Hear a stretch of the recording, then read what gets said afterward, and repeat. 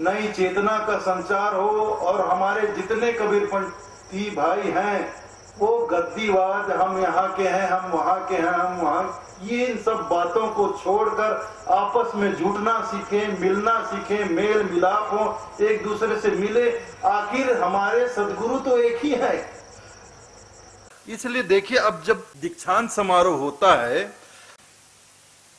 सैकड़ों हजारों लोग दीक्षा लेते हैं।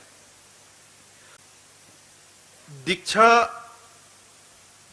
होने के बाद, दीक्षांत समारोह होने के बाद, मैं बहुत स्पष्ट रूप से उनको बोलता हूं, देखिए आप लोगों ने दीक्षा मुझसे ली, मेरे मैं माध्यम हूं, मेरे माध्यम से आपने दीक्षा लिया। ये ठीक है कि मेरे माध्यम से आपको कंठी मिली, नामदान जो नाम मिला मेरे माध्यम से मिला, लेकिन मुझसे नामदान लेकर, मुझसे कंठी बंधवाकर आप मेरे शरण में नहीं आ रहे हो। आप ये कभी मत समझना कि आपने मुझसे कंठी बंधवाई, मुझसे नामदान लिया तो आप मेरे शिष्य बन रहे हो, कि मेरे चेले बन रहे हो, कि मेरी शरण में आ रहे हो। ये भूल कभी मत अपने भीतर पालना।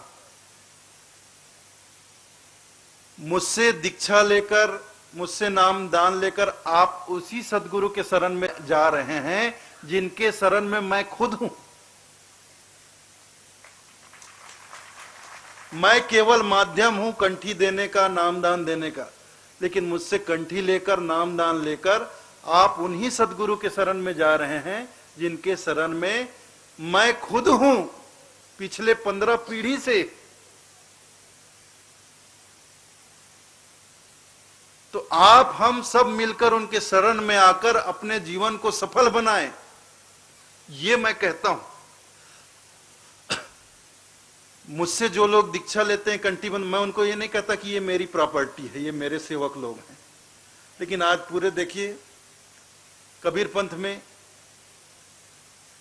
जो जिसको कंठी बांध देता उसको अपना, ये मेरा चेला है, ये मेरी प्रॉपर्टी है, ये मेरा सेवकान है, ये मेरी जागीर है, ऐसे बोलते। ये मेरा सेवकान है ऐसे बोलते हैं जैसे ये उनकी जागीर हो। अरे हमें साहब ने आशीर्वाद दिया, आज्ञा दी, 42 वंश का आशीर्वाद दिया, क्या लोगों को अपने शरण में लाने के लिए दिया कि उनके शरण में लाने के लिए दिया?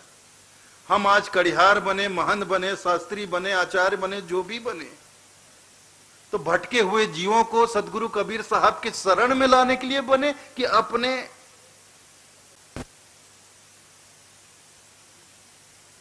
अपनी मुट्ठी में लेने के लिए बने, अपना उल्लू सीधा करने के लिए, अपने स्वार्थ पूरा करने के लिए?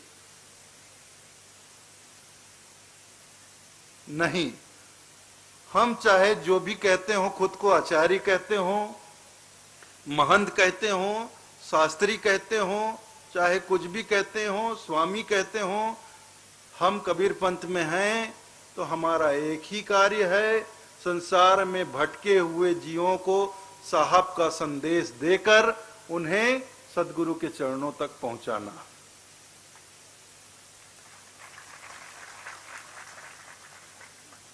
और खुद भी हम साहब के शरण में रहें, उनके चरणों से ऊपर उठने का दुस्साहस ना करें। हम सदा सदा से उनके चरणों के धूल हैं, उनके दास हैं चरणों के, और हमें उनके चरणों का दास ही बनकर रहना होगा, तभी इस पंथ का भला होगा।